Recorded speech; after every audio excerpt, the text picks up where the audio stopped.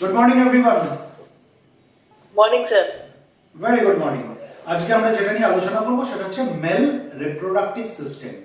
এই যে mail reproductive system বলছি তার আগে যেটা জানতে হবে যে রিপ্রোডাক্টিভ সিস্টেম আমরা কাকে বলি, তারপর তো আসবে মেল রিপ্রোডাক্টিভ সিস্টেম বা female reproductive system. What do we mean by reproductive system? The organ system which is related to reproduction is called reproductive system, তাই তো? যে অর্গান সিস্টেমটা রিপ্রোডাকশনের সঙ্গে রিলেটেড সেই অর্গান সিস্টেমটাকে আমরা কি বলবো? Reproductive system. এবার আমরা সবাই জানি যে হিউম্যানস আর সেক্সুয়ালি রিপ্রোডিউসিং, তাই তো? আর কি জানি আমরা? আর আমরা কি জানি যে হিউম্যানস আর ভিভিপারাস। ভিভিপারাস কথার মানে কি? ভিভিপারাস কথার মানে হচ্ছে যে বাচ্চাটা জন্ম নিচ্ছে সেই বাচ্চাটা কোথায় ডেভেলপ করে? মাতৃগর্ভে ডেভেলপ করে, অর্থাৎ হিউম্যান বডির মধ্যে ডেভেলপ করে। মুরগিদের মতো হয় না যে ডিম পেড়ে দিল তারপর ডিম ফুটে বাচ্চা হলো, ঠিক আছে? সেরকম হয় না। সেই জন্য হিউম্যানকে কি বলা হয়? ভিভিপারাস। বোঝাতে পারলাম? তাহলে দুটো পয়েন্ট আমরা কি শিখলাম? হিউম্যানস আর সেক্সুয়ালি রিপ্রোডিউসিং, আর কি শিখলাম? হিউম্যানস আর ভিভিপারাস। এই অবধি ক্লিয়ার? চলো তাহলে আমরা মেল রিপ্রোডাক্টিভ সিস্টেমের মধ্যে ঢুকি। মেল রিপ্রোডাক্টিভ সিস্টেম কোন জায়গায় located? It is located in the pelvic region, ঠিক আছে? আমরা যখন ফিমেল রিপ্রোডাক্টিভ সিস্টেম করব তখনও দেখব যে ফিমেল রিপ্রোডাক্টিভ সিস্টেমও পেলভিক রিজিয়নে লোকেটেড। এবার মেল রিপ্রোডাক্টিভ সিস্টেমের মধ্যে কি কি পড়ে দেখো। Mail reproductive system, mail reproductive system. Mail reproductive সিস্টেমের মধ্যে আমরা কি কি পাই? আমরা যেটা পাই সেটা হচ্ছে এক্সটার্নাল জেনিটালিয়া পাই। একটা একটা করে লিখছি আর পয়েন্টগুলো একটা একটা করে লিখছি। External genitalia, external genitalia. External জেনিটালিয়ার মধ্যে কি কি থাকে? পেনিস এবং স্ক্রোটাম আমরা জানি। পেনিস আমরা জানি, স্ক্রোটাম আমরা জানি, স্ক্রোটাম আমরা জানি। স্ক্রোটাম কোনটাকে বলে? উত্তর দিতে হবে। দেখো, উই আর ম্যাচিউরড এনাফ, আমরা পড়াশোনা করতে এসেছি, লজ্জার কোনো কারণ নেই।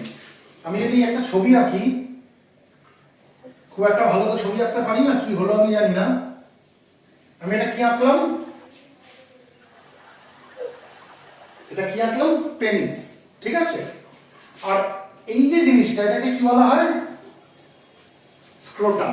এটা আমরা জানি, এটা ফুলের মতো জিনিস যার মধ্যে টেস্টিস থাকে, দুখানা টেস্টিস থাকে, তাই তো? সেটাকে স্ক্রোটাম বলা হয়। This is penis and this is scrotum, এটা আমরা জানি। আচ্ছা, এই জায়গাটাকে কি বলা হয়? স্যাফট বলা হয়। Shaft, shaft of the penis.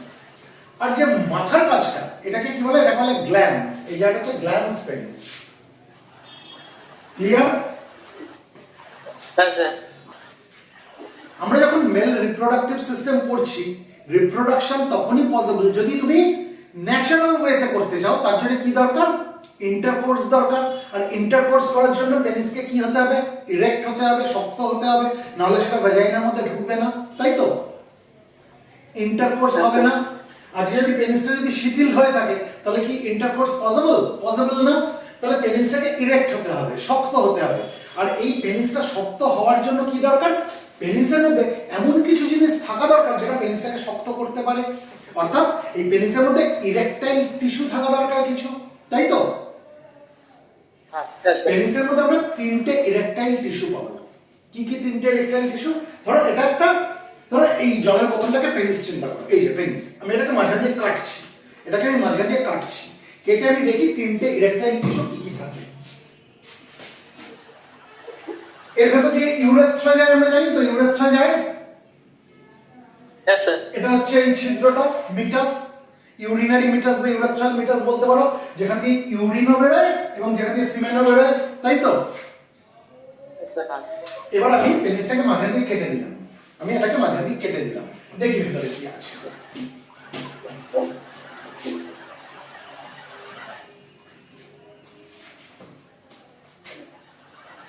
এটা আমি কি করলাম? পেনিসটাকে মাঝখান দিয়ে কেটে দিলাম। বোঝাতে পারছি? ছবিটা ক্লিয়ার হচ্ছে? এখানে কি রয়েছে? ইউরেথ্রা রয়েছে, ঠিক আছে? এটা ইউরেথ্রা। এই ইউরেথ্রাকে ঘিরে আমরা কি দেখবো? এরকম আমরা এক ধরনের ইরেকটাইল টিস্যু দেখতে পাবো। বোঝা যাচ্ছে? আচ্ছা, আমরা আরো দুটো ইরেকটাইল টিস্যু দেখতে পাবো, এরকম একটা, এরকম একটা। বোঝা যাচ্ছে? তাহলে আমরা কটা ইরেকটাইল টিস্যু দেখছি? তিনটে, একটা দুটো তিনটে। ক্লিয়ার? Yes, sir. এই যে ইরেকটাইল টিস্যুগুলো, এগুলোকে বলা হয় কর্পোরা ক্যাভার্নোসা। কর্পোরা ক্যাভার্নোসা। তাহলে আমরা কতগুলো কর্পোরা ক্যাভার্নোসা দেখতে পাচ্ছি? কতগুলো? দুটো। এটা একটা কর্পোরা ক্যাভার্নোসা, এটা একটা কর্পোরা ক্যাভার্নোসা। বোঝাতে পারছি? Yes, sir. আচ্ছা, আর এটাকে বলা হয় কর্পাস স্পঞ্জিওসাম। এটাকে বলা হয় কর্পাস Then, স্পঞ্জিওসাম। তাহলে এই কর্পোরা ক্যাভার্নোসা, দুখানা কর্পোরা ক্যাভার্নোসা এবং একখানা কর্পাস স্পঞ্জিওসাম, এগুলো কি? This are nothing but the expandable erectile tissues. বোঝাতে পারলাম? yes, sir. তিনখানা এক্সপ্যান্ডেবল। এক্সপ্যান্ডেবল কথা মানে কি? যেটা এক্সপ্যান্ড করতে পারবে, তাই তো? এক্সপ্যান্ডেবল ইরেকটাইল টিস্যু, এরা ইরেকশন করাতে সাহায্য করে। Erectile tissue. Clear? Yes, sir.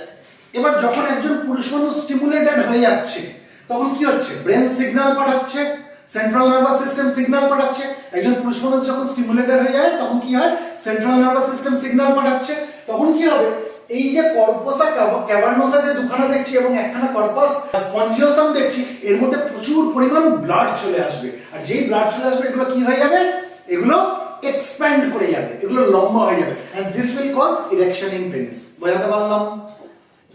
Yes, sir. এই অবধি পরিষ্কার আমাদের সবার কাছে? Yes, sir.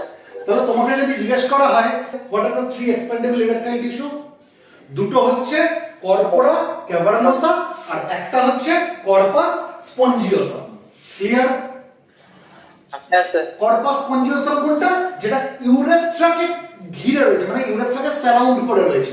এটা যদি ইউরেথ্রা হয়, এটাকে সারাউন্ড করে এরকম করে রয়েছে। বোঝাতে পারছি? Yes, sir. তাহলে আমি এটা বুঝছি, এই অবধি আমরা বুঝলাম। তাহলে পেনিস নিয়ে আর বেশি কিছু আমাদের আলোচনা করার কিছু নেই। স্ক্রোটাম কোনটাকে বলা হয়? স্ক্রোটাম হচ্ছে সেই থলেটা যার মধ্যে আমরা কি জানি? দুখানা টেস্টিস থাকে, তাই তো? টেস্টিসে কি তৈরি হয়? স্পার্ম তৈরি হয়, আমরা জানি। এবার কেন টেস্টিসকে ভগবান অ্যাবডোমিনাল ক্যাভিটির বাইরে বার করে দিয়েছে, দিয়ে স্ক্রোটামের মধ্যে ঢুকিয়ে দিয়েছে? বলতে পারবে কেন? ভাই, অ্যাবডোমিনাল ক্যাভিটির মধ্যেও তো থাকতে পারতো টেস্টিস, তাই না? অ্যাবডোমিনাল ক্যাভিটির থেকে ওটাকে বার করে স্ক্রোটামের মধ্যে ঢুকিয়ে দিয়েছে দুখানা টেস্টিসকে ভগবান। কেন? তার কারণ হচ্ছে অ্যাবডোমিনাল ক্যাভিটির মধ্যে থাকলে কি হতো? সেটা বডি টেম্পারেচারের মধ্যে থাকতো, তাই তো? নর্মাল যে বডি টেম্পারেচার স্পার্ম তৈরি হওয়ার জন্য, তার থেকে 2 থেকে 2.5 ডিগ্রি সেন্টিগ্রেড লোয়ার টেম্পারেচার দরকার। বোঝাতে পারলাম? নাহলে স্পার্মাটোজেনেসিস হবে না, স্পার্ম তৈরি হবে না। বোঝাতে পারলাম? Yes, sir. আচ্ছা, নর্মাল যা বডি টেম্পারেচার, তার থেকে 2 থেকে 2.5 ডিগ্রি সেন্টিগ্রেড কম তাপমাত্রা হলে স্পার্মাটোজেনেসিস হয়। স্পার্মাটোজেনেসিস মানে স্পার্ম তৈরি হয়। সেই জন্য ভগবান কি করেছে? অ্যাবডোমিনাল ক্যাভিটির মধ্যে টেস্টিসকে রাখেনি, টেস্টিসকে অ্যাবডোমিনাল ক্যাভিটির বাইরে বার করে দিয়েছে। এবার বাইরে বার করলে তো তাকে কিছুর মধ্যে একটা রাখতে হবে, তাহলে কোথায় থাকবে? এমনি তো আর হাওয়ায় ভাসতে পারে না, তাই সেটাকে স্ক্রোটামের মধ্যে ঢুকিয়ে দিয়েছে, অর্থাৎ এই স্ক্রোটাম নামক এই থলেটার মধ্যে ঢুকিয়ে দিয়েছে। বোঝাতে পারলাম? Yes, sir. তাহলে আমাদের কাছে কি এক্সটার্নাল জেনিটালিয়ার মধ্যে পেনিস আর স্ক্রোটাম ক্লিয়ার হলো? Yes, sir. আর আমরা কি পাবো মেল রিপ্রোডাক্টিভ সিস্টেমের মধ্যে? a pair of testes, a pair of testes, এক জোড়া টেস্টিস, a pair of testes। আচ্ছা, এখানে দেখো বানানটা লিখলাম টিইএস টিইএস, আবার কোথাও কোথাও তুমি বানান দেখবে লেখা টিইএস টিআইএস। দুটোর মধ্যে পার্থক্য কি বলতে পারবে? টিইএস টিআইএস, টেস্টিস মানে হচ্ছে একটা নিয়ে আমি যখন কথা বলছি, যখন আমি একের অধিক নিয়ে বলবো তখন আমি কি বলবো? টিইএস টিইএস, টেস্টিস। বোঝাতে পারলাম?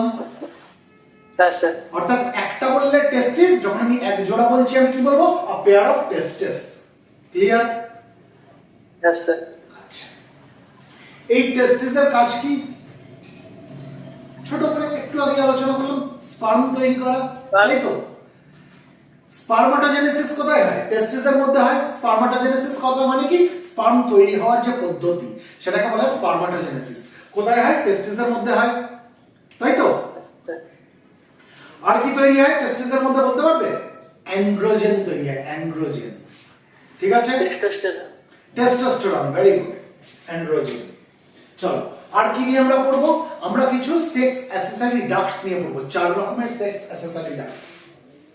এখন দেখো নামগুলো বলছি, তোমাদের কাছে কিচ্ছু বুঝবে না জিনিসটা, একটু মনে হবে বাবা এগুলো আবার কি নাম। যখন আমি ছবি আঁকবো তখন দেখবে জিনিসটা একদম জলের মতো পরিষ্কার হয়ে গেছে। সেক্স অ্যাসেসরি ডাক্টস এর নামগুলো আগে জেনে রাখো। Sex accessory ducts, sex accessory ducts আমি 4টে কি কি বলবো। প্রথম যেটা বলবো সেটা হচ্ছে রিটি টেস্টিস। রিটি টেস্টিস কি জানি না স্যার, ছবি যখন আঁকবেন তখন জানবো স্যার। রিটি টেস্টিস, রিটি টেস্টিস, Testis. ঠিক আছে। দ্বিতীয়টা কি? ভাসা এফারেনশিয়া, ভাসা এফারেনশিয়া, ঠিক আছে। 3 নম্বরটা কি? এপিডিডিমিস। এখন খালি নামগুলো বলছি। এপিডিডিমিস, এই যে এপিডিডিমিস যেটা, এটা না হাইলি কয়েল, প্রচন্ড রকমের পেঁচানো। আর এর আমরা দেখবো 3টে রিজিয়ন আছে, একটা হেড রিজিয়ন, একটা বডি, একটা টেল রিজিয়ন। হেড রিজিয়নটাকে বলা হয় ক্যাপুট, হেড রিজিয়নটাকে বলা হয় ক্যাপুট অর্থাৎ হেড রিজিয়ন। একটা বডি রিজিয়ন আছে, বডি রিজিয়নটাকে বলা হয় কর্পাস, বডি রিজিয়নটাকে বলা হয় কর্পাস, ঠিক আছে। আর একটা টেল রিজিয়ন আছে, টেল রিজিয়নটাকে বলা হয় কর্ডা। এখন কিচ্ছু বুঝলাম না, আমি ছবি আঁকবো বুঝে যাবো তখন। আর কি? 4 নম্বর হচ্ছে ভাস ডেফারেন্স, একটা লম্বা একটা মাসকিউলার টিউব, সেটার নাম হচ্ছে ভাস ডেফারেন্স। তাহলে আমরা কি কি জানলাম? সেক্স অ্যাসেসরি ডাক্টস কি কি আছে? ডাক্ট মানে হচ্ছে একটা টিউবুলার স্ট্রাকচার যার ভেতর দিয়ে কিছু ফ্লো করে, সেটাকে বলে ডাক্ট। সেক্স অ্যাসেসরি ডাক্ট আমরা কি কি পেলাম? রিটি টেস্টিস পেলাম, ভাসা এফারেনশিয়া পেলাম, এপিডিডিমিস পেলাম এবং ভাস ডেফারেন্স পেলাম। ক্লিয়ার? Yes, sir.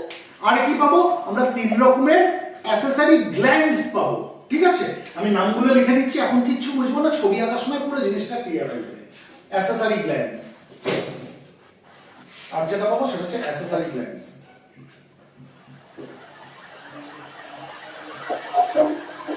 গ্ল্যান্ডস কাকে বলে? গ্ল্যান্ডস হচ্ছে সেই ধরনের অর্গান যে কি করে, যে কিছু সিক্রেট করে, ঠিক আছে। যে অর্গান কিছু সিক্রেট করে তাকে আমরা কি বলি? গ্ল্যান্ডস বলি, তাই তো? তাহলে কিছু অ্যাসেসরি গ্ল্যান্ডস পাবো মানে এমন কিছু জিনিস পাবো যাদের কিছু সিক্রেশন রয়েছে। এবার কি কি অ্যাসেসরি গ্ল্যান্ডস পাবো? আ পেয়ার অফ সেমিনাল ভেসিকলস, এক জোড়া seminal vesicle, a pair of seminal ভেসিকলস। এখন তাকে নামগুলো কানে রেখে দাও, এখন বোঝার দরকার নেই, আমি ছবি আঁকবো যখন তখন জিনিসটা ক্লিয়ার হয়ে যাবে। আর কি পাবো? একখানা প্রস্টেট গ্ল্যান্ড পাবো, প্রস্টেট গ্ল্যান্ড।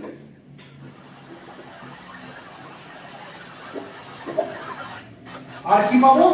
এক জোড়া বালবো ইউরেথ্রাল গ্ল্যান্ড পাবো, a pair of bulbourethral gland, a pair of বালবো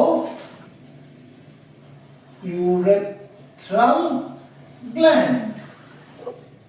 তাহলে এখন খালি আমাকে কি মনে রাখতে হবে? আমাকে যেটা মনে রাখতে হবে, এই ছকটা মনে রাখতে হবে। তারপর আমরা বুঝবো কখন? যখন ছবিটা আঁকবো তখন বুঝবো, ঠিক আছে। আমরা এইটুকুনি আমরা মনে রাখতে পারবো যে মেল রিপ্রোডাক্টিভ সিস্টেমের মধ্যে আমরা কি কি পাবো? এক্সটার্নাল জেনিটালিয়া পাবো, যার মধ্যে কি কি থাকে? পেনিস এবং স্ক্রোটাম। আর কি পাবো? আ পেয়ার অফ টেস্টিস পাবো, একজোড়া টেস্টিস পাবো যেটা নাকি স্ক্রোটামের মধ্যে থাকে। আর কি পাবো? কিছু সেক্স অ্যাসেসরি ডাক্টস পাবো, 4টে নাম বলেছি, 4টে নাম কি কি? রিটি টেস্টিস, ভাসা এফারেনশিয়া, এপিডিডিমিস এবং ভাস ডেফারেন্স, তাই তো? Yes, sir. আর কি পাবো? আমরা কিছু অ্যাসেসরি গ্ল্যান্ডস পাবো, 3টে গ্ল্যান্ডের নাম বলেছি। কি 3টে অ্যাসেসরি গ্ল্যান্ডের নাম বলেছি? আ পেয়ার অফ সেমিনাল ভেসিকলস, অর্থাৎ এক জোড়া সেমিনাল ভেসিকল, একটা প্রস্টেট গ্ল্যান্ড এবং একজোড়া bulbo urethral gland, a pair of bulbo urethral gland. এই অবধি কি আমাদের নামগুলো একটু কানে আসলো? কানে থাকবে নামগুলো? Yes, sir. তাহলে এবার আমি ছবিটা আঁকবো। নামগুলো কানে থাকবে? মুছি আমি এটা? Yes, sir.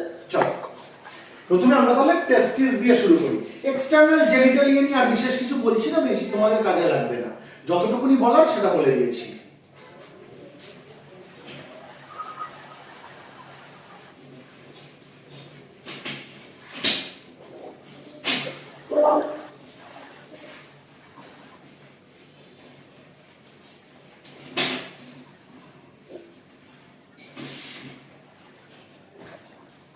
কখানা টেস্টিস থাকে আমরা জানি? কখানা? দুখানা থাকে, তাই তো? মহিলাদের কটা টেস্টিস থাকে? থাকে না sir. থাকে না, ঠিক, গুড। আচ্ছা,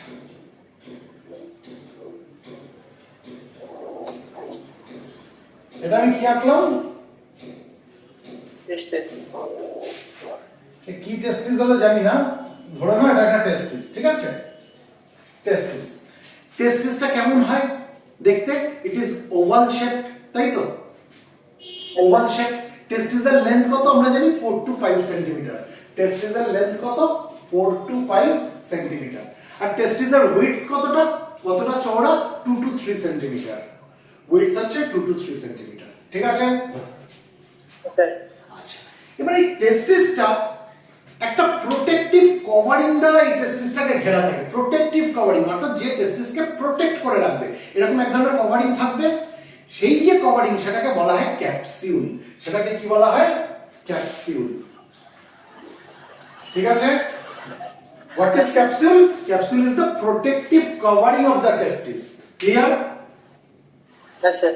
আচ্ছা, এই ক্যাপসুলের তিনটে লেয়ার থাকে। ক্যাপসুলের তিনটে লেয়ার থাকে। এবার আমি ছবিটা আঁকছি, দেখো বুঝতে বুঝতে যাবে। আমি প্রথমে একদম বাইরের লেয়ারটা আঁকছি, ক্যাপসুলের একদম বাইরের লেয়ার, বোঝা যাচ্ছে? Yes, sir. এই যে বাইরের লেয়ার, এই বাইরের লেয়ারটা কেমন? ইট is a double layered pouch. এটা কেমন? এটা একটা পাউচের মতো, দেখো এটা ডবল লেয়ার, দুখানা লেয়ার রয়েছে। এটা হচ্ছে বাইরের দিকের লেয়ার আর এটা হচ্ছে ভেতর দিকের লেয়ার, বোঝা যাচ্ছে? Yes, sir. এরকম একটা ব্যাপার। তার মানে ডবল লেয়ার পাউচ মানে নিশ্চয়ই এই দুটো লেয়ারের মাঝখানে এখানে একটা ফাঁকা জায়গা রয়েছে, সেই জন্য এটাকে পাউচ বলছে, তাই তো? Yes, sir. এই যে দুটো লেয়ারের মাঝখানে যে একটা ফাঁকা জায়গা, এখানটায় খুব অল্প পরিমাণ ফ্লুইড থাকে, বোঝাতে পারলাম? Yes, sir. আচ্ছা, তাহলে এই যে বাইরের যে লেয়ারটা আমরা দেখছি, ক্যাপসুলের যে একদম আউটার মোস্ট লেয়ার, যেটা দুখানা মেমব্রেন দিয়ে তৈরি, যেখানে দুখানা সাবলেয়ার দিয়ে তৈরি, এইটাকে বলা হচ্ছে টিউনিকা ভ্যাজাইনালিস। কি বললাম? একদম যে ক্যাপসুলের বাইরের দিকের যে লেয়ার, ক্যাপসুল কটা লেয়ার দিয়ে তৈরি? তিনটে লেয়ার দিয়ে তৈরি, তাই তো? না, ক্যাপসুল তিনটে লেয়ার দিয়ে তৈরি, একদম বাইরের একটা, মাঝের একটা, ভেতরের একটা, যার মধ্যে আমি একদম বাইরের লেয়ারটা এঁকেছি। এই বাইরের লেয়ারটা হচ্ছে কিরকম? ইট is a double layered pouch. বাইরের লেয়ারটাকে দুখানা লেয়ার দিয়ে তৈরি, একটা দুখানা লেয়ার দিয়ে একটা পাউচের মতো তৈরি, যার ভেতরে কি রয়েছে? কিছুটা ফ্লুইড রয়েছে, বোঝাতে পারলাম? Yes, sir. এই যে বাইরের যে লেয়ারটা, এই বাইরের লেয়ারটাকে বলা হয় টিউনিকা ভ্যাজাইনালিস। আউটার লেয়ারটাকে কি বলা হয়? Tunica vagina. আউটার লেয়ারটাকে বলা হয় tunica vaginalis. Tunica vaginalis, clear? Yes, sir. তাহলে টিউনিকা ভ্যাজাইনালিসের কটা আবার লেয়ার রয়েছে? দুটো, একটা বাইরের একটা ভেতরের, এবং তাদের মাঝখানে একটা ফাঁকা জায়গা রয়েছে যার মধ্যে ফ্লুইড রয়েছে, তাই তো? Yes, sir. এই যে টিউনিকা ভ্যাজাইনালিসের যেটা বাইরের লেয়ার, এটাকে বলা হয় প্যারাইটাল ল্যামিনা। বাইরের লেয়ারটাকে কি বলা হয়? Parietal lamina. Parietal lamina, Lamina. এই যে বাইরের লেয়ারটা, ঠিক আছে? Parietal lamina. আর যেটা ভেতরের যে লেয়ারটা, এটাকে কি বলা হয়? এটাকে বলে ভিসারাল ল্যামিনা। এটাকে কি বলা হয়? এটাকে বলে ভিসারাল ল্যামিনা। বোঝাতে পারলাম? Yes, sir.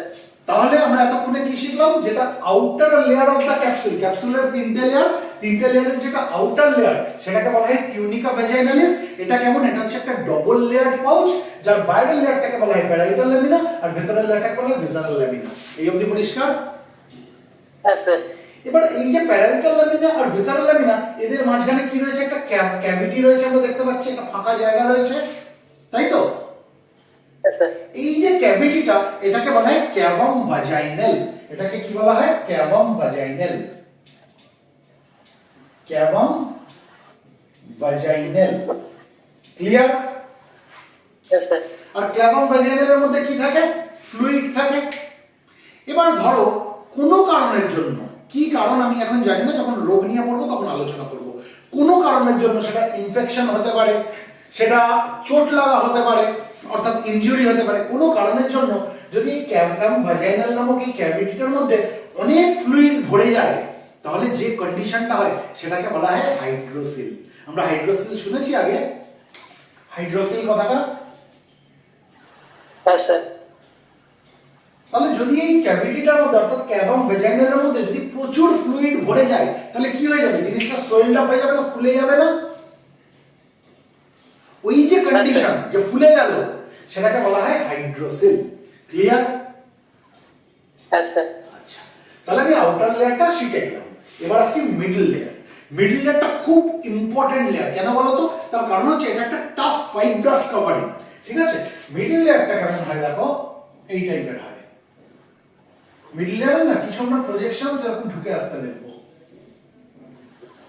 বোঝা যাচ্ছে? হ্যাঁ স্যার। এটা হচ্ছে মিডল লেয়ার, মাঝের লেয়ার। এই যে মিডল লেয়ার, এটা কিসের বলেছি? ফাইব্রাস টিস্যু দ্বারা তৈরি। এটা টাফ ফাইব্রাস টিস্যু দিয়ে তৈরি, যার জন্য এই কভারিংটাকে টাফ ফাইব্রাস কভারিং। ক্লিয়ার?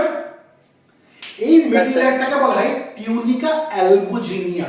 কি বলা হয়? টিউনিকা অ্যালবুজিনিয়া। Tunica albuginea. ক্লিয়ার? হ্যাঁ স্যার। আচ্ছা, এবারে টিউনিকা অ্যালবুজিনিয়া নামক যে মিডল যে লেয়ারটা রয়েছে ক্যাপসুলের, তার কিছু অংশ দেখো এরকম চলে, আমরা দেখতে পাচ্ছি না, কিছু প্রজেকশনস দেখতে পাচ্ছি না? হ্যাঁ স্যার। এই প্রজেকশনস গুলোর কারণে কি হয়েছে? টেস্টিসটা কিছু কম্পার্টমেন্টসে ভাগ হয়ে গেছে, বোঝাতে পারছি? হ্যাঁ স্যার। কিছু কম্পার্টমেন্ট, এটা একটা কম্পার্টমেন্ট, এটা একটা কম্পার্টমেন্ট, এটা একটা কম্পার্টমেন্ট, এটা একটা কম্পার্টমেন্ট, এটা একটা কম্পার্টমেন্ট, এরকম কতগুলো কম্পার্টমেন্টে ভাগ হয় টেস্টিস? মোটামুটি 250 কম্পার্টমেন্টস, about 250 কম্পার্টমেন্টস। বোঝাতে পারলাম? আমার এখানে তো 250টা আঁকা সম্ভব না, তাই তো? আমি ধরাতে পারবো না, আমি কয়েকটা এঁকেছি। তার মানে একটা জিনিস পরিষ্কার, এই কম্পার্টমেন্টগুলোর মাঝখানে যে পার্টিশনগুলো রয়েছে, পার্টিশনগুলোকে সেপ্টাম বলা হয়। এটা একটা সেপ্টাম, এটা একটা সেপ্টাম, এটা একটা সেপ্টাম, এটা একটা সেপ্টাম। এই সেপ্টামগুলো কি করেছে? কম্পার্টমেন্টগুলোকে আলাদা করে রেখে দিয়েছে। বোঝাতে পারলাম? হ্যাঁ স্যার। আচ্ছা, এই সেপ্টামগুলো কোথায় দেখতে পাচ্ছি? সেপ্টাম অর্থাৎ পার্টিশন। এই পার্টিশনগুলো কোথায় দেখতে পাচ্ছি? টেস্টিসের মধ্যে দেখতে পাচ্ছি। তাই এই সেপ্টামগুলোকে কি বলে? টেস্টিকিউলার সেপ্টাম। ক্লিয়ার? হ্যাঁ স্যার। এবার সেপ্টা আর সেপ্টাম দুটোর মধ্যে পার্থক্য কি? সেপ্টাম হচ্ছে সিঙ্গুলার, আমি যখন একটা নিয়ে বলবো। আমি যখন একের বেশি নিয়ে বলবো আমি কি বলবো? সেপ্টা। একটা হলে সেপ্টাম, দুটো হয়ে গেলে সেপ্টা, তিনটা হয়ে গেলে সেপ্টা, 3000টা হয়ে গেলে সেপ্টা। বোঝাতে পারছি? হ্যাঁ স্যার।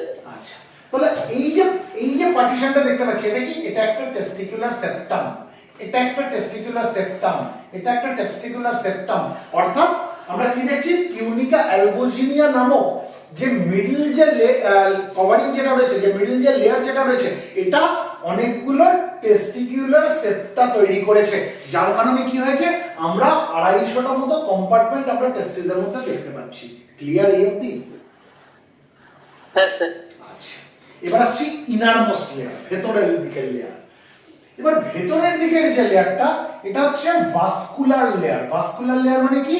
এখানে কি রয়েছে? ব্লাড ভেসেলস রয়েছে। ঠিক আছে? ভাস্কুলার লেয়ার, যার জন্য এর নাম হচ্ছে টিউনিকা ভাস্কুলোসা। ভাস্কুলোসা নাম থেকেই বুঝতে পারছি এখানে কি রয়েছে? ব্লাড ভেসেলস রয়েছে।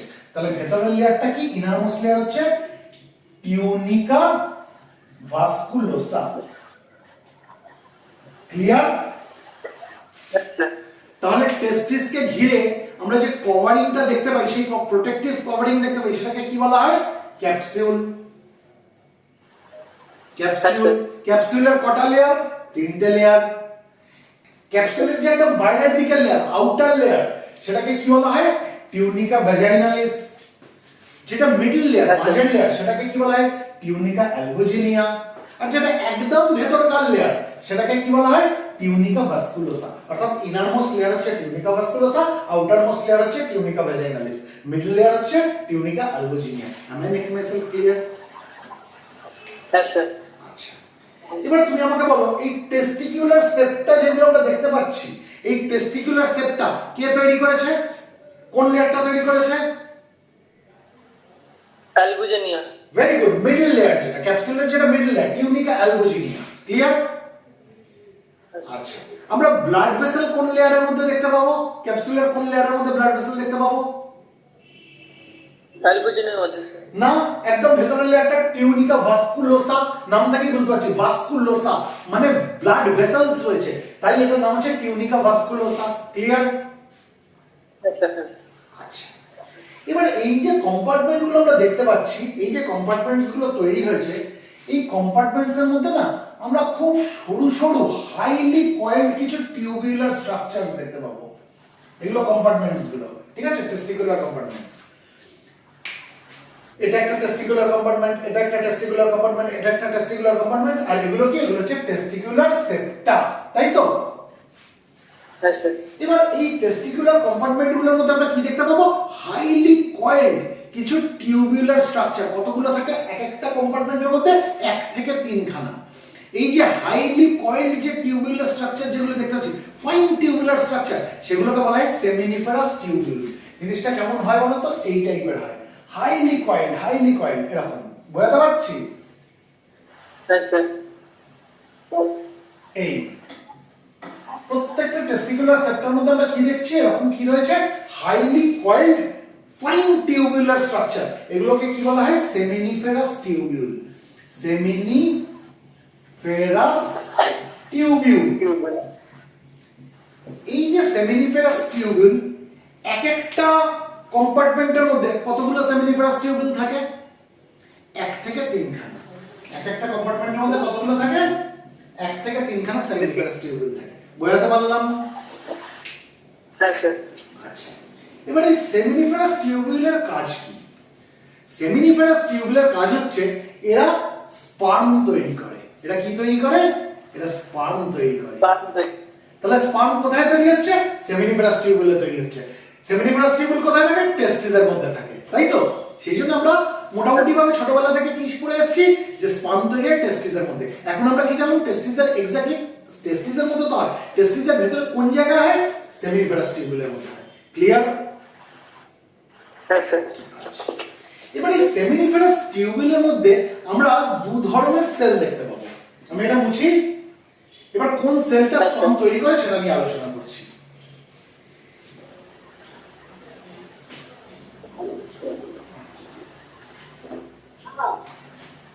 এই সেমিনিফেরাস টিউবিউলের মধ্যে আমরা দু ধরনের সেল দেখতে পাবো। এক ধরনের সেলকে বলা হয় স্পার্মাটোগোনিয়া। দেখো, স্পার্মাটোগোনিয়াম মানে হচ্ছে একটা সেলের কথা বলছি। আমি যখন একের অধিক সেল নিয়ে কথা বলবো, আমি কি বলবো? স্পার্মাটোগোনিয়া। স্পার্মাটোগোনিয়াম মানে একটা সেল, স্পার্মাটোগোনিয়া মানে একের অধিক সেল। তাহলে একটা টাইপ হচ্ছে স্পার্মাটোগোনিয়া। স্পার্মাটোগোনিয়া একটা টাইপের সেল। আরেকটা টাইপের সেল হচ্ছে সার্টোলি সেলস। আরেকটা টাইপের সেল হচ্ছে সার্টোলি সেলস। এই স্পার্মাটোগোনিয়া এবং সার্টোলি সেলস আমরা কোথায় পাবো? এই সেমিনিফেরাস টিউবিউলগুলোর মধ্যে পাবো। ক্লিয়ার? Yes, sir. আমি সেমিনিফেরাস টিউবিউল নামটা আরেকবার লিখে দিই, তোমাদের চোখের সামনে থাকুক, সুবিধা হবে। Seminiferous tubule, seminiferous tubule.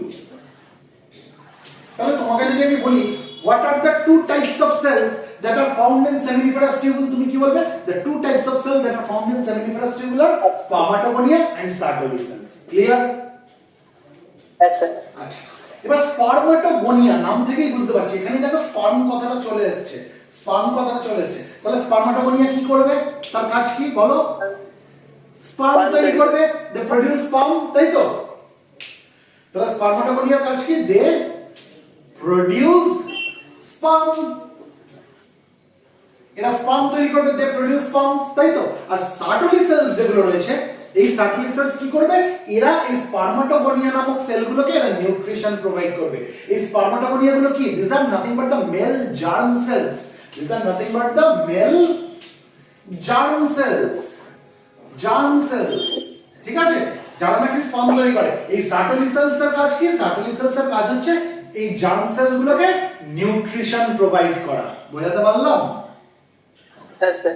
তাহলে তোমাকে যদি কেউ বলে what is the function of Sertoli cells, তুমি কি বলবে, Sertoli cells provide nutrition to the male germ cells, ঠিক আছে? আর তোমাকে যদি কেউ বলে what is the function of spermatogonia, তুমি কি বলবে, spermatogonia are responsible for the production of sperms, clear? হ্যাঁ স্যার। আচ্ছা, এবার দেখো এই যে আমরা কম্পার্টমেন্ট গুলো দেখছি, এর মধ্যে এই সেমিনিফেরাস টিউবুলের বাইরে আমরা কিছু জায়গা দেখতে পাচ্ছি, যেমন ফাঁকা রয়েছে, একটা স্পেস দেখতে পাচ্ছি তো, ফাঁকা রয়েছে। হ্যাঁ স্যার। এই কম্পার্টমেন্টের মধ্যে এক একটা কম্পার্টমেন্টের মধ্যে সেমিনিফেরাস টিউবুল আছে। এবার তারপরেও তো কিছুটা জায়গাটা খালি রয়েছে, তাই তো? এই স্পেস রয়েছে, তাই না? এই স্পেসটাকে বলে ইন্টারস্টিশিয়াল স্পেস। এই স্পেসটাকে কি বলা হয়, ইন্টারস্টিশিয়াল স্পেস, ইন্টারস্টিশিয়াল স্পেস। এই ইন্টারস্টিশিয়াল স্পেসের মধ্যে আমরা কিছু সেল দেখতে পাবো, এরকম রয়েছে, এক বিশেষ ধরনের সেল দেখতে পাবো। বোঝাতে পারছি? হ্যাঁ স্যার। ইন্টারস্টিশিয়াল স্পেসের মধ্যে আমরা এক বিশেষ ধরনের সেল দেখতে পাবো, যে সেলগুলোকে বলা হয় লেডিক সেল। যে সেলগুলোকে কি বলা হয়, লেডিক সেল, ক্লিয়ার? হ্যাঁ স্যার। এবার এই লেডিক সেলস গুলোর কাজ কি? এই লেডিক সেলস গুলো কি করে, এরা অ্যান্ড্রোজেন তৈরি করে এবং সিক্রেট করে। লেডিক সেলের কাজ কি, যে সিনথেসাইজ এন্ড সিক্রেট অ্যান্ড্রোজেন। বোঝাতে পারলাম? হ্যাঁ স্যার। অ্যান্ড্রোজেন, তাহলে অ্যান্ড্রোজেন কোথায় তৈরি হচ্ছে, টেস্টিসের মধ্যে তৈরি হচ্ছে। স্পার্ম কোথায় তৈরি হচ্ছে, টেস্টিসের মধ্যে তৈরি হচ্ছে। তাহলে এই অবস্থায় তোমাকে যদি কেউ জিজ্ঞেস করে টেস্টিসের দুটো কাজ বলো, তুমি কি বলবে, testes are responsible for the production of sperms, testes are responsible for the production of androgen. বুঝতে পারলাম? হ্যাঁ স্যার। এবার স্পার্ম কে তৈরি করছে, স্পার্মাটোগোনিয়া নামক কোষগুলো, যেগুলো কার মধ্যে রয়েছে, সেমিনিফেরাস টিউবুলের মধ্যে রয়েছে, তারা স্পার্ম তৈরি করছে। আর অ্যান্ড্রোজেন কে তৈরি করছে, অ্যান্ড্রোজেন হচ্ছে ইন্টারস্টিশিয়াল স্পেসের মধ্যে লেডিক সেল নামক কিছু সেল রয়েছে, তারা অ্যান্ড্রোজেন তৈরি করছে। বুঝতে পারলাম? হ্যাঁ স্যার। তাহলে আমরা ইন্টারস্টিশিয়াল স্পেসের মধ্যে আমরা লেডিক সেল পাবো, আর কি পাবো, আর ব্লাড ভেসেলস পাবো। তাহলে ইন্টারস্টিশিয়াল স্পেসের মধ্যে কি রয়েছে, লেডিক সেলস রয়েছে এবং ব্লাড ভেসেল রয়েছে, যার মধ্যে লেডিক সেলের কাজ হচ্ছে অ্যান্ড্রোজেন তৈরি করা। এই কি পরিষ্কার? হ্যাঁ স্যার। আচ্ছা, এবার দেখো আমরা কিছু সেক্স অ্যাসেসরি ডাক্টস নিয়ে আলোচনা করেছিলাম, খালি নাম বলেছিলাম, আলোচনা করিনি, নাম বলেছিলাম। কি কি নাম বলেছিলাম তোমরা কি খাতায় নোট করেছো? প্রথম নাম বলেছিলাম রিটি টেস্টিস, মনে আছে? হ্যাঁ স্যার। রিটি টেস্টিস, রিটি টেস্টিস জিনিসটা কি দেখো, এবারে এই সেমিনিফেরাস টিউবুল গুলো না এরকম করে এক জায়গায় এসে এরকম করে মিশে যাবে, মিশে গিয়ে একটা নেটওয়ার্কের মতো তৈরি হবে। দেখো তো বোঝাতে পারছি জিনিসটা?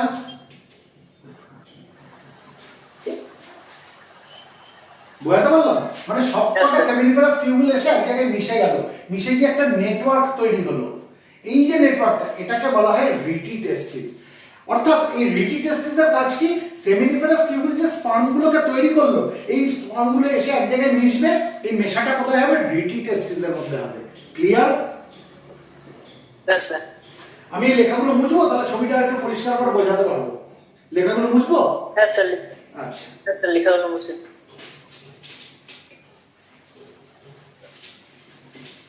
তাহলে রিটি টেস্টিসের কাজ কি, রিটি টেস্টিসের কাজ হচ্ছে সেমিনিফেরাস টিউবুলের মধ্যে যে স্পার্মগুলো তৈরি হলো, সবকটা স্পার্ম যখন আসবে এই রিটি টেস্টিসে পৌঁছাবে, সেটা মিক্স করার দায়িত্ব হচ্ছে রিটি টেস্টিসের। ক্লিয়ার? হ্যাঁ স্যার। ওকে, এবার এই রিটি টেস্টিসটা কোথায় রয়েছে, টেস্টিসের মধ্যে রয়েছে। এবার কি হবে, স্পার্মগুলো তো মিশে গেলে তো হবে না, সব মিক্স করলে তো হবে না, এবার স্পার্মগুলোকে একটা নির্দিষ্ট জায়গায় পৌঁছাতে হবে, তাই তো? তাহলে আচ্ছা। এবার কি হবে, এবার তার পরের ডাক্ট শুরু হবে যেটা বলে ভাসা এফারেন্সিয়া। এবারে পরের ডাক্টটা কি, এটা হচ্ছে ভাসা এফারেন্সিয়া। দেখো বোঝাতে পারছি যেটা টেস্টিস থেকে বেরিয়ে গেছে, ক্লিয়ার? Yes, sir. আচ্ছা, এবারে ভাসা এফারেন্সিয়া, এই ভাসা এফারেন্সিয়া কি হয়, এখানে কি ঢুকেছে, এই রিটি টেস্টিসের মধ্যে কি রয়েছে, সব স্পার্ম গুলো রয়েছে। তো প্রত্যেকটা সেমিনিফারাস টিউবিল যে স্পার্ম তৈরি করেছে সব এসে রিটি টেস্টিসের মধ্যে এসে মিশেছে। এবার এখান থেকে স্পার্ম গুলো কোথায় চলে আসবে, এর মধ্যে চলে আসবে, অর্থাৎ ভাসা এফারেন্সিয়ার মধ্যে চলে আসবে। বোঝাতে পারলাম? Yes, sir. আচ্ছা, এটা হচ্ছে ভাসা এফারেন্সিয়া। ভাসা এফারেন্সিয়া।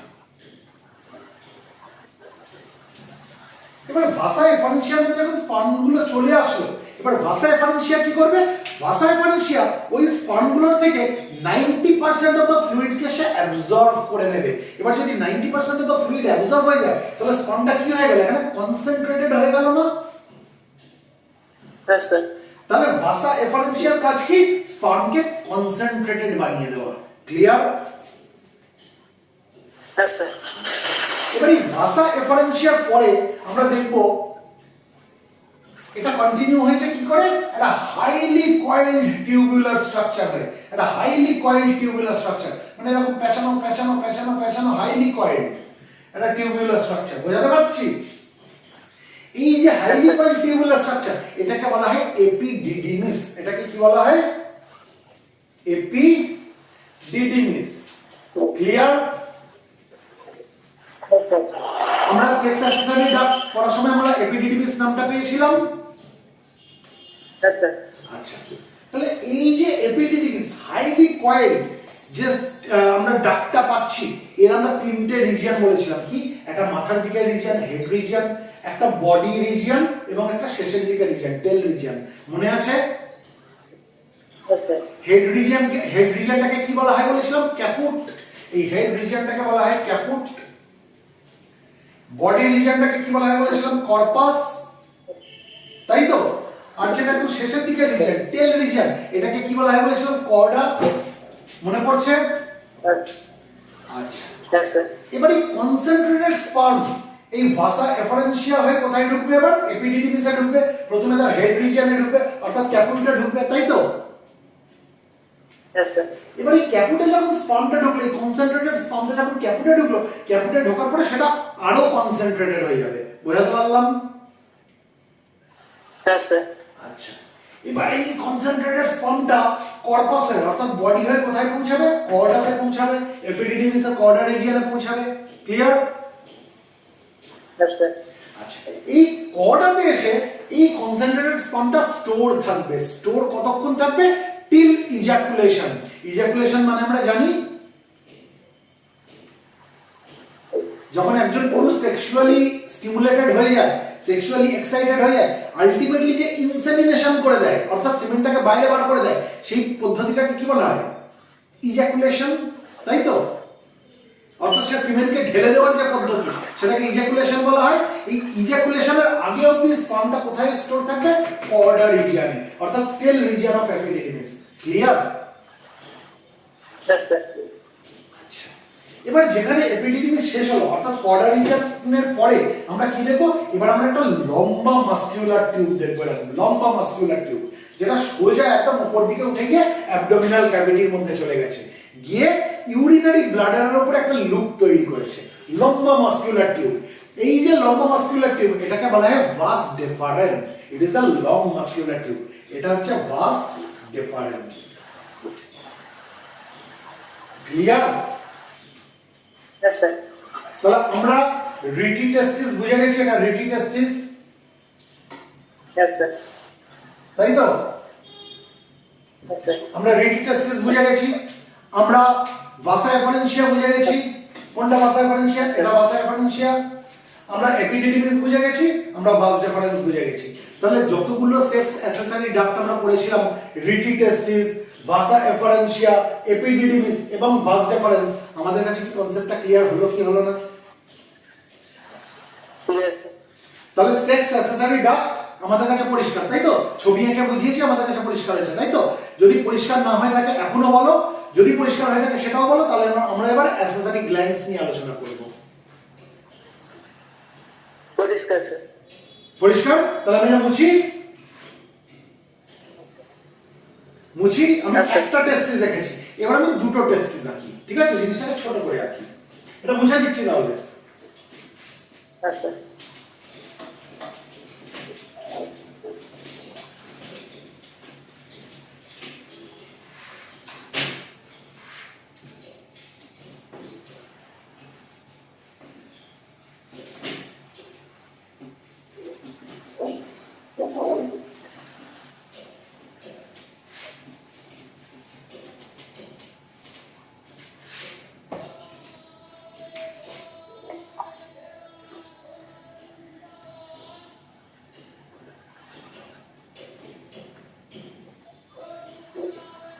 আমি কি আঁকলাম?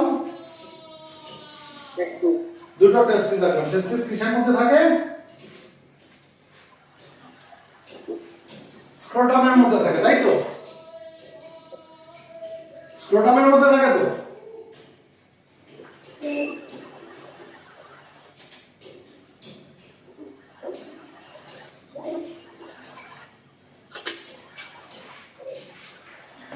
এবার দেখো ছবিটা বোঝা যাচ্ছে কিনা।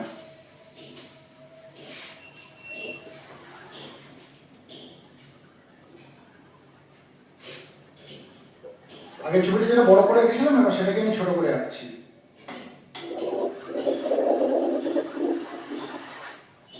এই যে লম্বা মাসকুলার টিউবটা আছে, এটা কি? এই যে লম্বা মাসকুলার টিউব, যেটা অ্যাবডোমিনাল ক্যাভিটির বাইরে থেকে আলটিমেটলি কোথায় চলে যাচ্ছে? অ্যাবডোমেনের মধ্যে চলে যাচ্ছে। এই যে লম্বা মাসকুলার টিউব, এটাকে কি বলেছিলাম, কি বলা হয়? Vas deferens. Vas deferens is a long muscular tube, তাই তো? আর কি বলেছি, এটা ইউরিনারি ব্লাডারের উপরে গিয়ে লুপ তৈরি করবে। ধরো আমি একটা ইউরিনারি ব্লাডার আঁকছি,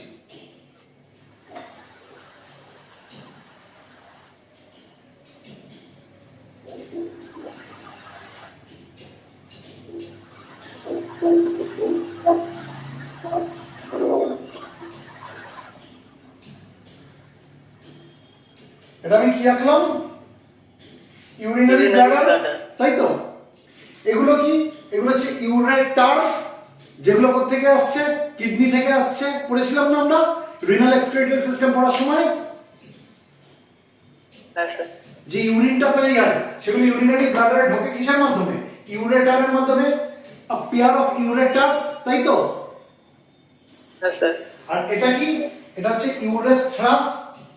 ইউরেথ্রা, যার মাধ্যমে ইউরিনটা বাইরে বেরিয়ে যায়, তাই না?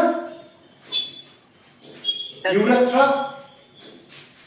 এই যে ছিদ্রটা, যে ছিদ্রটা দিয়ে আলটিমেটলি ইউরিনটা বাইরে যায়, এটাকে কি বলা হয়? ইউরিনারি মিটাস বা ইউরেথ্রাল মিটাস। মিটাস মানে ছিদ্র, তাই তো? হ্যাঁ স্যার। আচ্ছা, তাহলে এটা আমি কি আঁকলাম বলো? এটা কি? এটা কি আঁকলাম? পেনিস। হ্যাঁ স্যার। পেনিসের মধ্যে দিয়ে তো ইউরেথ্রাটা পাস করেছে, এবং এই ইউরেথ্রা দিয়ে ইউরিন এবং সিমেন দুটোই ক্রস করবে। জিনিসটা কি হয় দেখো, এই যে আমি যে এঁকেছি ভাস ডিফারেন্সটা উপর দিকে উঠলো, অ্যাবডোমিনাল ক্যাভিটির মধ্যে গেল, গিয়ে আলটিমেটলি এটা কি হবে? ইউরিনারি ব্লাডারের উপরে এরকম করে একটা লুপ তৈরি করবে। দেখো তো বোঝা যাচ্ছে? ছবিটাকে জুম করো হ্যাঁ স্যার। তোমাদের সিস্টেম থেকে, বোঝা গেল? বোঝা গেল লুপ তৈরি করলো করে। এবার এই যে স্পার্ম যেটা তৈরি হলো, স্পার্মটা আলটিমেটলি কি হবে? ইজাকুলেশনের সময় এই ভাস ডিফারেন্সের সোজা এরকম অ্যাবডোমিনাল ক্যাভিটির মধ্যে উঠে আসবে। উঠে সেটা আরো কিছু জিনিসের সঙ্গে মিশবে, যে অ্যাসেসারি গ্ল্যান্ডস গুলো বলেছি, তারা তাদের সিক্রেশন মেশাবে। মিশিয়ে যেটা তৈরি হবে সেটাকে বলা হয় সিমেন। সিমেন আর স্পার্ম দুটো কিন্তু এক না। সিমেন হচ্ছে টোটাল যেটা বেরোয়, ঠিক আছে? তার মধ্যে স্পার্ম হচ্ছে তার একটা কম্পোনেন্ট। বোঝাতে পারলাম? হ্যাঁ স্যার। এই যে স্পার্ম আসছে, এবার স্পার্মের সঙ্গে আরো কিছু গ্ল্যান্ডস এর মধ্যে কিছু ঢালবে, সেই ঢেলে যেটা টোটাল যে জিনিসটা তৈরি হবে সেটাকে বলা হয় সিমেন। তার মানে যখন একজন পুরুষ ইজাকুলেট করছে, সে সিমেন ইজাকুলেট করছে, তার মধ্যে স্পার্ম রয়েছে। ক্লিয়ার এই অবধি কনসেপ্টটা? হ্যাঁ স্যার, ক্লিয়ার। আচ্ছা, এই অবধি কি আমাদের কাছে বোঝা গেল ছবিটা? হ্যাঁ স্যার। এবার যদি বোঝা যায়, তাহলে এবার আমি অ্যাসেসরি গ্ল্যান্ডস গুলো আঁকবো। আমি এই জায়গাটাকে একটু ম্যাগনিফাই করে আঁকি, একটু জুম করি, একটু বড় করি, তাহলে বুঝতে সুবিধা হবে। হ্যাঁ স্যার। আচ্ছা, আমি এটা, হ্যাঁ বলো, কিছু বলছি, বলো কিছু বলছি। আচ্ছা, তাহলে আমি এটা বুঝছি, ঠিক আছে। এবার তোমরা বলবে আমি কি আঁকছি।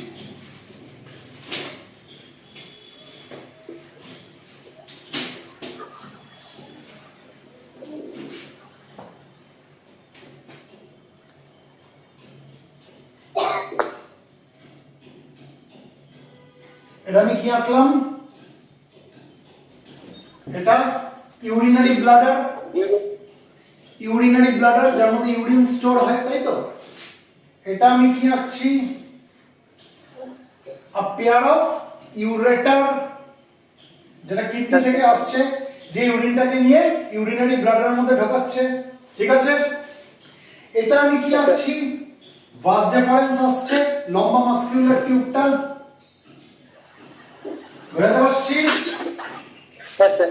এই ভাস ডিফারেন্স আমরা কি দেখবো? ইউরিনারি ব্লাডারের উপরে কি একটা লুপ তৈরি করেছে এখন, দেখো তো বোঝা যাচ্ছে কিনা।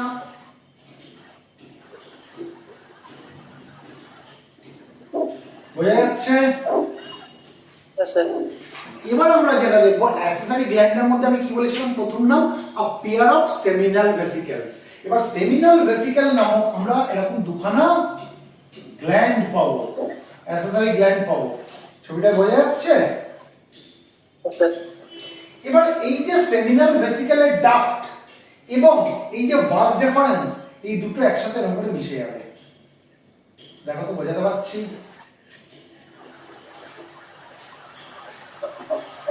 বোঝাতে পারছি? হ্যাঁ স্যার।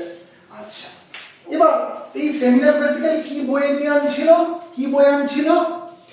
স্পার্ম, স্পার্ম, তাই তো। আর সেমিনাল ভেসিকেল কি করবে? এই স্পার্মের সাথে তার সিক্রেশনকে মিশিয়ে দেবে। ক্লিয়ার? হ্যাঁ স্যার। এবার এই যে সেমিনাল ভেসিকেল, তার যে সিক্রেশন, এই সিক্রেশনটা কিন্তু সিমেন তৈরি করার জন্য মেজর একটা রোল প্লে করে। কেন? কারণ সিমেনের যে ভলিউম হয় তার 50 to 80% কন্ট্রিবিউট করাচ্ছে এই সেমিনাল ভেসিকেলস এর ফ্লুইড। বোঝাতে পারলাম? হ্যাঁ স্যার। টোটাল সিমেন ভলিউমের 50 to 80% কন্ট্রিবিউট করে হচ্ছে সেমিনাল ভেসিকেলের ফ্লুইড। ক্লিয়ার? আর সেমিনাল ভেসিকেলের ফ্লুইডটা কেমন? একটা থিক সিক্রেশন, একটা থিক সিক্রেশন, একটা থকথকে সিক্রেশন। আর এর মধ্যে কি রয়েছে? অনেক কিছু রয়েছে। তার মধ্যে একটা প্রধান জিনিস হচ্ছে ফ্রাক্টোজ। তার মধ্যে একটা প্রধান জিনিস হচ্ছে ফ্রাক্টোজ। এই ফ্রাক্টোজ কি করবে? ফ্রাক্টোজ স্পার্মকে এনার্জি প্রোভাইড করবে। বোঝাতে পারলাম? হ্যাঁ স্যার। স্পার্মকে তো অনেক দূর যেতে হবে, সেই গান গাইতে গাইতে স্পার্ম যাবে। পথের ক্লান্তি ভুলে, তো পথের ক্লান্তি ভুলে অতটা যে যেতে গেলে তত এনার্জি দরকার। সেই এনার্জি কে দেবে? ফ্রাক্টোজ দেবে। ফ্রাক্টোজ কিসের মধ্যে রয়েছে? এই সেমিনাল ভেসিকেলস এর ফ্লুইডের মধ্যে রয়েছে। ক্লিয়ার? হ্যাঁ স্যার। আচ্ছা, এবার এই সেমিনাল ভেসিকেল, এই সেমিনাল ভেসিকেলের ডাক্ট আর এই ভাস ডিফারেন্স দুটো মিলে গিয়ে যে কমন যে ডাক্টটা তৈরি করলো, এটাকে বলা হয় ইজাকুলেটরি ডাক্ট। এটাকে কি বলা হয়? Ejaculatory duct. ক্লিয়ার? হ্যাঁ স্যার। এবার এই ইজাকুলেটরি ডাক্টগুলো আমরা কি দেখব?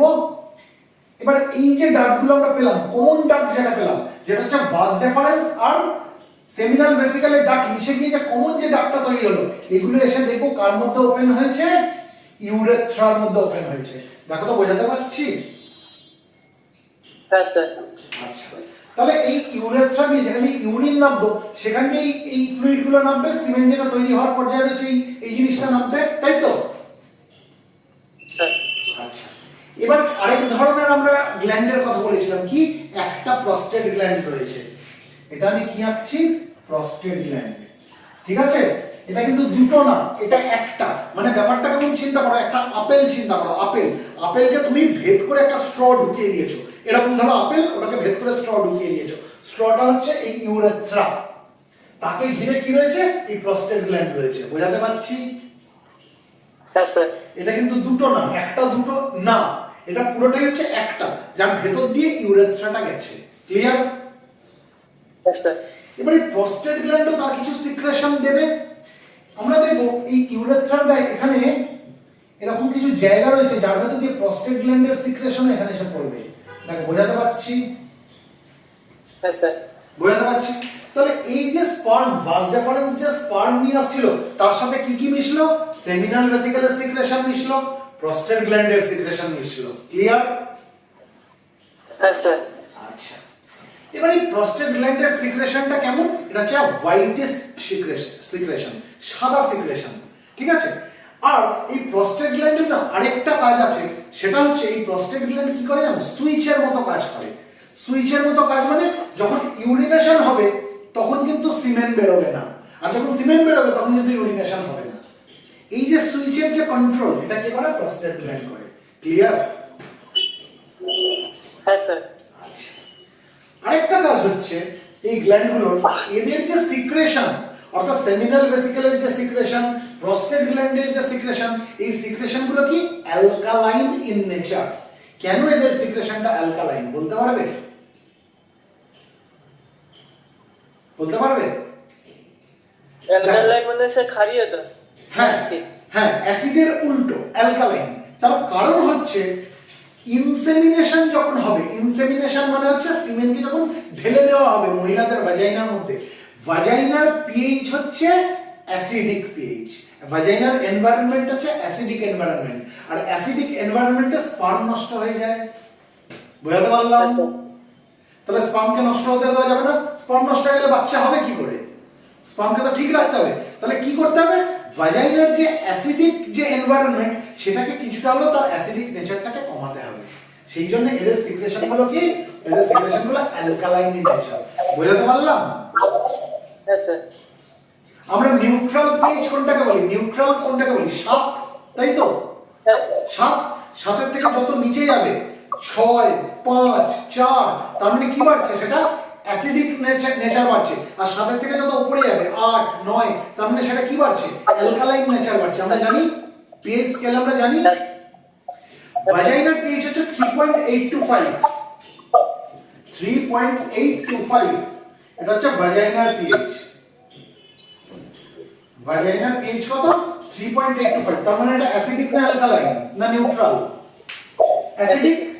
7 এর নিচে রয়েছে, তাই তো? অ্যাসিডিক। তাহলে অ্যাসিডিক পিএইচ আর স্পার্ম নষ্ট হয়ে যাবে। সেই জন্য কি হবে? স্পার্মের সঙ্গে এই যে গ্ল্যান্ডগুলো আমি বললাম, পেয়ার অফ সেমিনাল ভেসিকলস, তারপর হচ্ছে প্রস্টেট গ্ল্যান্ড, এদের অ্যালকালাইন সিক্রেশনও স্পার্মের সঙ্গে যাবে। কেন? যখন স্পার্মটা গিয়ে যখন ভাজাইনার মধ্যে পড়বে, তার সঙ্গে অ্যালকালাইন সিক্রেশনগুলো পড়বে। আলটিমেটলি কি হবে? ভাজাইনার যে অ্যাসিডিক এনভায়রনমেন্ট ছিল, সেই অ্যাসিডিক এনভায়রনমেন্টকে সে কমিয়ে দিতে পারবে। ক্লিয়ার? Yes, sir. তাহলে আমি যদি তোমায় এই মুহূর্তে প্রশ্ন করি, এই যে সেমিনাল ভেসিকলস যে আমরা দেখতে পাচ্ছি দুখানা, পেয়ার অফ সেমিনাল ভেসিকলস, এদের যে ফ্লুইড, এর কাজ কি? এর কাজ কি? কনসেন্ট্রেট করে স্যার স্পার্ম। না, এর নিজের সিক্রেশনটা ঠিক সিক্রেশন, সেটা আমি বলছি না, বলছি কাজ কি। প্রথম কাজ যেটা বলতে পারো সেটা হচ্ছে এদের সিক্রেশনের মধ্যে ফ্রাক্টোজ থাকে। এই ফ্রাক্টোজ কি করে? স্পার্মকে এনার্জি প্রোভাইড করে, একটা কাজ। দ্বিতীয় কাজ হচ্ছে এই সেমিনাল ভেসিকলস এর ফ্লুইডটা হচ্ছে অ্যালকালাইন ইন নেচার, যার কারণে কি হচ্ছে? ভাজাইনার এনভায়রনমেন্টটা কিছুটা হলেও তার অ্যাসিডিক এনভায়রনমেন্টকে কম করতে পারছে। বুঝতে পারলাম? Yes, sir. প্রস্টেট গ্ল্যান্ডের কাজ কি? প্রস্টেট গ্ল্যান্ডের সিক্রেশনটা হচ্ছে অ্যালকালাইন ইন নেচার। যে হোয়াইটিশ সিক্রেশন প্রস্টেট গ্ল্যান্ডের ছাড়ে, সেটাও অ্যালকালাইন ইন নেচার, যার জন্য কি হচ্ছে? ভাজাইনার এই অ্যাসিডিক এনভায়রনমেন্টকে কিছুটা হলেও সে কমাতে পারছে, তাই তো? তার পাশাপাশি প্রস্টেট গ্ল্যান্ড সুইচের মতো কাজ করে। সুইচের মতো কাজ করে, যখন যখন ইজাকুলেশন হবে তখন যাতে ইউরিনেশন না হয়। ক্লিয়ার? Yes, sir. আরেক ধরনের আমি অ্যাসেসারি গ্ল্যান্ডস এর নাম বলেছিলাম, সেটা কি? সেটা হচ্ছে pair of bulbo urethral gland. সেটা হচ্ছে pair of bulbo urethral gland. Bulbo urethral gland. এই বাল্বো ইউরেথ্রাল গ্ল্যান্ডের সিক্রেশনটা কেমন জানো? এটা হচ্ছে এক ধরনের clear lubricating fluid. Clear fluid, স্বচ্ছ, ঠিক আছে? লুব্রিকেটিং মানে হরহরে ফ্লুইড। এটা কখন এর সিক্রেশন কখন বেরোয় জানো? এই বাল্বো ইউরেথ্রাল গ্ল্যান্ডের সিক্রেশন কিন্তু যখন স্পার্ম আসছে তখন কিন্তু বেরোয় না, তার একটু আগে বেরোয়। বোঝাতে পারলাম? বোঝাতে স্যার পারলাম? আরেকবার বলুন। আরেকবার বলছি। এই যে বাল্বো ইউরেথ্রাল গ্ল্যান্ড, আমরা দুখানা বাল্বো ইউরেথ্রাল গ্ল্যান্ড দেখতে পাচ্ছি। এই বাল্বো ইউরেথ্রাল গ্ল্যান্ডের যে সিক্রেশন, সেই সিক্রেশনটা কেমন বললাম, এক ধরনের ক্লিয়ার সিক্রেশন, স্বচ্ছ সিক্রেশন। প্রস্টেট গ্ল্যান্ডের সিক্রেশনটা যেমন হোয়াইটিশ সিক্রেশন ছিল, এটা কিন্তু না, এটা হচ্ছে স্বচ্ছ সিক্রেশন, ঠিক আছে, এবং সেটা লুব্রিকেটিং মানে হড়হড়ে। এই সিক্রেশনটাকে বলা হয় কুপারস ফ্লুইড। এই সিক্রেশনটাকে কি বলা হয়? কুপারস ফ্লুইড। কি বলা হয়? কুপারস ফ্লুইড। এই কুপারস ফ্লুইড কখন বেরোয় জানো? কখন এই কুপারস ফ্লুইডের সিক্রেশন হয়? যখন একটা পুরুষ মানুষ সেক্সুয়ালি স্টিমুলেটেড হয়ে যায়, স্পার্ম তখনও আসেনি, পেছনে স্পার্ম তখনও ধেয়ে আসেনি, মানুষটা এক্সাইটেড হয়ে গেছে, তখন দেখবে একটা পুরুষের ওই পেনিসের মুখ দিয়ে অর্থাৎ ইউরেথ্রাল মিটাস দিয়ে একদম হড়হড়ে একটা ফ্লুইড প্রথমে বেরোয়। প্রথমে কি স্পার্ম বেরিয়ে যায় না, প্রথমে হড়হড়ে ফ্লুইডটা বেরোয়, তাই তো? এই হড়হড়ে ফ্লুইডটা হচ্ছে কুপারস ফ্লুইড। বোঝাতে পারলাম? This is also alkaline in nature. তাহলে এবার প্রশ্ন হচ্ছে, তাহলে কুপারস ফ্লুইডের কাজ কি? কুপারস ফ্লুইডের কাজ হচ্ছে স্পার্ম যখন আসবে, বাস ডিফারেন্স হয়ে যখন স্পার্ম যখন আসবে, তখন সেটা ইউরেথ্রার মধ্যে প্রবেশ করবে কি করবে না? করবে, প্রবেশ করবে স্যার। করবে। এবার ইউরেথ্রা দিয়ে ইউরিনও তো পাস করে, ইউরিন পাস করে তো ইউরেথ্রার মধ্যে দিয়ে। হ্যাঁ স্যার। এবারে ইউরিনও অনেক সময় অ্যাসিডিক হয়, আমরা জানি। ইউরিনের পিএইচ কত থেকে কতর মধ্যে রেঞ্জ করে আমরা জানি কি? 4.5 টু 8, 4.5 টু 8, এটা হচ্ছে ইউরিনের পিএইচ, ঠিক আছে। এবার 8 মানে তো সেটা অ্যালকালাইন হয়ে গেল, সব সময় তো থাকে না। যদি সেটা 7 এর নিচে থাকে, 4.5 থেকে 8 অবধি, তার মানে কি? যখন 7 এর নিচে থাকছে, তার মানে সেটা কি? অ্যাসিডিক এনভায়রনমেন্ট ক্রিয়েট করছে ইউরেথ্রার মধ্যে, তাহলে স্পার্ম আসলে সেটা নষ্ট হয়ে যাবে স্পার্মটা। সেই জন্য কুপারস ফ্লুইড আগে বেরিয়ে কি করবে? এই প্যাসেজটা দিয়ে পাস করে যাবে, অর্থাৎ ইউরেথ্রার মধ্যে দিয়ে পাস করে যাবে। কেন? কারণ পেছনে যখন স্পার্ম আসবে, সে যেন এই অ্যাসিডিক এনভায়রনমেন্টটা না পায়। বোঝাতে পারলাম? তার মানে কুপারস ফ্লুইড কেমন কাজ করছে বলো তো? সেই দেখবে যখন মন্ত্রীরা যায়, মন্ত্রী আসার আগে সামনে পুলিশের গাড়ি যায়, রাস্তা ফাঁকা করুন, রাস্তা ফাঁকা করুন, রাস্তা ফাঁকা করুন, পেছনে মন্ত্রী আসছে। তার মানে স্পার্ম যদি মন্ত্রী হয়, কুপারস ফ্লুইড হচ্ছে সেই মন্ত্রীর আগে যে গাড়িগুলো যায়, পুলিশের গাড়ি, সেগুলো ও আগে পথটাকে ঠিক করে দিল, তারপরে পেছন পেছন স্পার্ম নামে মন্ত্রী আসলো, তাই তো? ক্লিয়ার? কুপারস ফ্লুইডের আরেকটা কাজ হচ্ছে, যেহেতু এটা লুব্রিকেটিং ফ্লুইড, হড়হড়ে ফ্লুইড, ইন্টারকোর্স করার সময় সুবিধা হবে, তাই না? দুটো সারফেস যদি খসখসে হয়, সেটা কি ইন্টারকোর্স করতে সুবিধা হবে, নাকি সারফেসটার মধ্যে যদি একটা পিচ্ছিল ব্যাপার আসে তাহলে ইন্টারকোর্স করতে সুবিধা হবে? পিচ্ছিল হলে সুবিধা হবে, যদি লুব্রিকেশন থেকে সুবিধা হবে, সেইটা দেখাচ্ছে Cooper's fluid. am I making myself clear? Clear. তাহলে স্পার্ম আর সিমেনের মধ্যে পার্থক্য কি? সিমেন হচ্ছে টোটাল প্রোডাক্টটা, স্পার্মের সাথে যা যা সিক্রেশন মিশেছে পুরোটাকে নিয়ে বলা হয় সিমেন। ক্লিয়ার? অর্থাৎ স্পার্ম হচ্ছে সিমেনের একটা কম্পোনেন্ট। তাহলে this is all about mail reproductive system. am I making myself clear? Clear sir. Clear? তাহলে তুমি আমাকে বলো সেমিনাল ভেসিকলস এর কাজ কি? একবার বলে দিয়েছি, আবার বলো। আ পেয়ার অফ সেমিনাল ভেসিকলস যা দেখতে পাচ্ছি, তার দুটো কাজ বলো, যে কোনো দুটো কাজ। ফ্রাক্টোজ নিয়ে কিছু বলেছিলাম। এই সেমিনাল ভেসিকলের ফ্লুইড কি করে? এর মধ্যে কি থাকে? ফ্রাক্টোজ থাকে। ফ্রাক্টোজ কি করে? স্পার্মকে এনার্জি প্রোভাইড করে, তাই তো? ছোট বাবা, তুই ছোট, তোর এনার্জি দরকার, আমি ফ্রাক্টোজ থেকে দিচ্ছি। এই কাজটা কি করে? সেমিনাল ভেসিকলস এর ফ্লুইড করে। আর কি করে? এদের সিক্রেশনটা অ্যালকালাইন ইন নেচার, যার জন্য ভাজাইনার যে এনভায়রনমেন্ট, সেটা অ্যাসিডিক এনভায়রনমেন্টকে যাতে কিছুটা কমাতে পারে, সেটাতেও হেল্প করে সেমিনাল ভেসিকলস এর ফ্লুইড। ক্লিয়ার? হ্যাঁ স্যার। প্রস্টেট গ্ল্যান্ডের কাজ কি? প্রস্টেট গ্ল্যান্ডের যে ফ্লুইডটা, যেটা হোয়াইটিশ সিক্রেশন, সেটাও অ্যালকালাইন ইন নেচার, যার জন্য কি হচ্ছে? ভাজাইনার যে অ্যাসিডিক এনভায়রনমেন্ট, তাকে কিছুটা কমাতে পারছে, তাই তো? যখন ইনসেমিনেশন হচ্ছে ভাজাইনার মধ্যে গিয়ে, তখন প্রস্টেট গ্ল্যান্ডের ফ্লুইড কি করছে? ভাজাইনার অ্যাসিডিক এনভায়রনমেন্টকে কমিয়ে দিচ্ছে। তার পাশাপাশি প্রস্টেট গ্ল্যান্ডের কাজ কি? এই সুইচের মতো কাজ করছে, যখন ইজাকুলেশন হচ্ছে তখন যাতে ইউরিনেশন না হয় সেটা দেখছে, তাই তো? আর কুপারস ফ্লুইড যে সিক্রেট হচ্ছে বাল্বো ইউরেথ্রাল গ্ল্যান্ড থেকে, এর কাজ কি? এর কাজ হচ্ছে হচ্ছে লুব্রিকেশন প্রোভাইড করা এক নম্বর, আর দ্বিতীয় কাজ হচ্ছে স্পার্ম আসার আগে সেই ইউরেথ্রার ভেতরের এনভায়রনমেন্টটা যাতে অ্যাসিডিক নেচারটাকে কমিয়ে দেওয়া যায় সেই জিনিসটা দেখছে। ক্লিয়ার? অর্থাৎ অ্যাসেসরি গ্ল্যান্ডস এর আমরা যতগুলো অ্যাসেসরি গ্ল্যান্ডস দেখলাম তাদের প্রত্যেকটা সিক্রেশন হচ্ছে alkaline in nature. So this is all about mail reproductive system. কনসেপ্টটা কি আমাদের কাছে ক্লিয়ার হলো? হ্যাঁ স্যার, ক্লিয়ার হলো স্যার। আমরা তৈরি করতে পারবো? হ্যাঁ স্যার। চলো এখানে শেষ করছি, বাই।